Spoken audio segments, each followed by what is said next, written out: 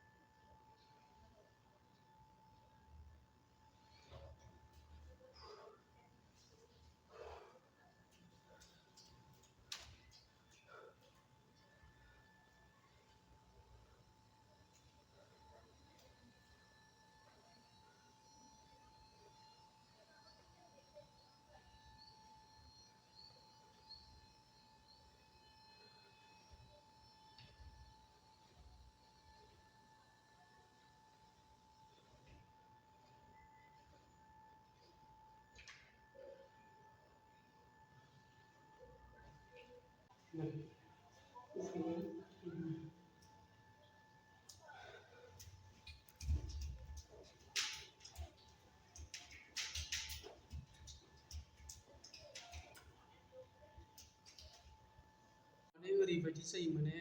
बुंनो थाङोब्ला माने प्रेक्टिस खालामनायफ्राव गोबाव जाबाय बबावबा हायाखै मोदोम बुट डाउन खालामनायाथ' आयु मोदोम बिराद गिलिर मोनदों आरो दा टाइमखौनो मोना जोंना खामानि मावो नालाय नै दा टाइम जाबाथाय आरो खामानि हमलायनोसैसो नै आरो सोरांबानो ओंखाम संनांगौ जायो बेयावथ' संग्रा हिनजावफोर गैया नालाय बिदिनो टाइम जाजासे ओरैनो ब्लक खालामबाय आरो सम सम प्रेक्टिस खालामनो मोननायालाय टाइम मोनो फुङाव दसेल' आरोना अमानो सिखारनो बायो मालाबा फुङाव ओंखाम संनोनो सिखारनो बायो बेबायदि जायो आरोना लोगोफोर प्रेक्टिस खालामखांबाय दसे बिदिनो मालाबा टाइम मोनोब्ला खालायो मालाबा टाइम मोनाब्ला खालाया बिदिनो आरोना लोगोफोर माबायदि नुखो प्रेक्टिस खालामनायखौ लोगोफोर कमेन्ट बक्सआव थाग थुनानै हरदो आरो चेनेलखौ साबस्क्राइब खालामना होदो आरो शेयार खालामना होदो लोगोफोर आरो लाइक होना होदो गावनि लोगोफोर। दिनैनि ब्लगा बेखिनिल'मोन लोगोफोर, गोजोनथोंसै।